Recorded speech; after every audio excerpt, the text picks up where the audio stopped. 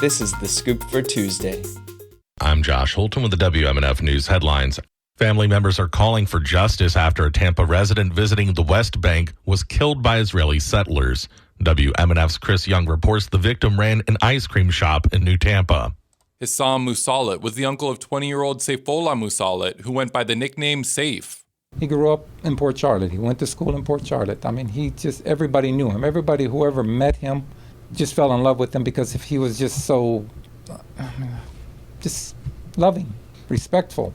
His family says he traveled to Palestine on June 4th to spend time with friends and family and find a wife. He was beaten to death by Israeli settlers. He died before reaching the hospital. Now, advocates are speaking out at a press conference calling for accountability. Executive Director of the Florida chapter of the Council on American Islamic Relations, or CAIR, Ibrahim, called on Trump's administration to find and prosecute Musallet's killers. If Saif was killed by anyone else or in another country, there would already be investigations. CAIR Florida called it a broader pattern of violence against Palestinian Americans by Israeli settlers and military forces. Chris Young, WMNF News, Tampa.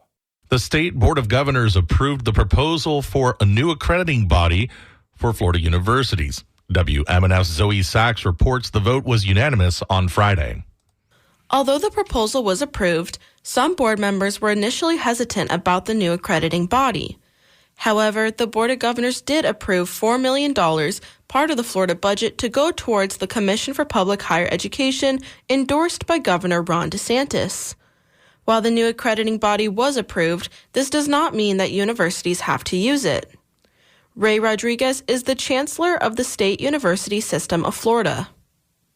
Approving this organization doesn't commit all of our institutions to go get accredited by the organization. Right. A key component of accreditation is choice. What this does is it creates another alternative in the marketplace. So at least within our system, our institutions can choose from either this new entity or one of these 7 existing national accreditors, although of those 7, Higher Learning Commission is the only one we found that's interested in accepting new members from Florida. The approval is being seen as a victory for Governor DeSantis in his efforts to transform Florida higher education. In the past, he has battled the current university accreditor. For WMNF News, I'm Zoe Sachs. This Thursday is a national day of action called Good Trouble Lives On. WMNF's Leah Burdick reports on details about the demonstration against the Trump administration planned for Pinellas County. The demonstration is in honor of former Congressmember John Lewis. Lewis passed away in 2020, and Good Trouble Lives On has hosted a protest every year since. The organization says it will continue Lewis' legacy by fighting for justice, voting rights, and dignity for all. This year's protest will focus on reminding the administration that the power lies with the people. Diane Rose is the co-founder of the Pinellas County demonstration. So what we're facing today is really one of the most brazen rollback of civil rights in generations. She says by participating, it will allow community members in Pinellas to stand up against these attacks.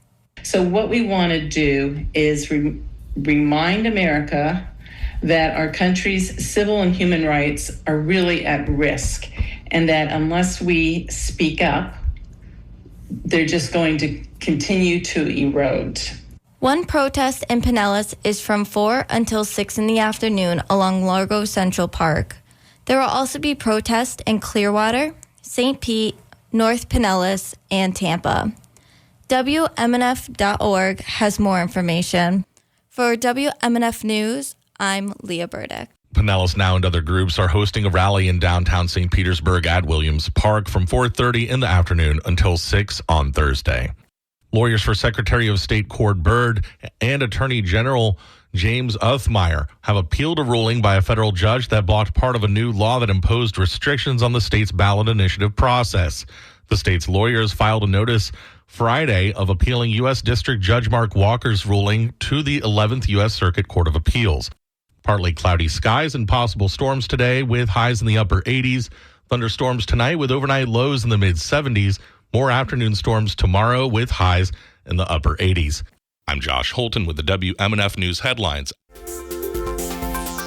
This is The Scoop, recorded at WMNF Tampa.